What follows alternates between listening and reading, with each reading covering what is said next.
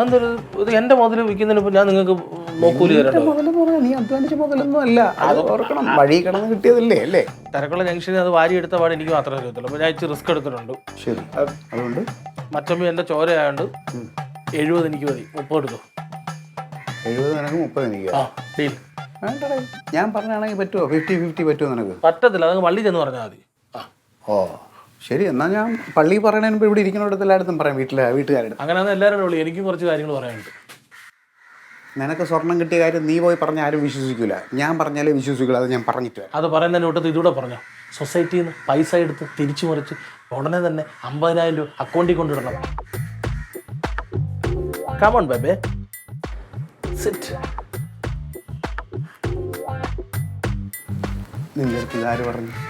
ആര് പറഞ്ഞാലും ഞാൻ പറഞ്ഞത് സത്യമാണ്. മച്ചമ്മ വേണമെങ്കിൽ സ്വർണം കൂടെ കൊണ്ടുപോയി സ്റ്റേഷനിലും എവിടെയാണെന്ന് വെച്ചാൽ കൊടുക്കും. ഇക്കാര്യം ഞാൻ പറയും. തങ്കം ചേട്ടത്ത് അറിയും, കനകമച്ചമ്പ് അറിയും, അപ്പുക്കുട്ട സാറ് ജനങ്ങൾ അറിയും, വാർത്തയാവും. ഒരു കാര്യം ചെയ്യും, സ്വർണത്തിൽ നിന്ന് എനിക്കൊരു പൈസയും വേണ്ട.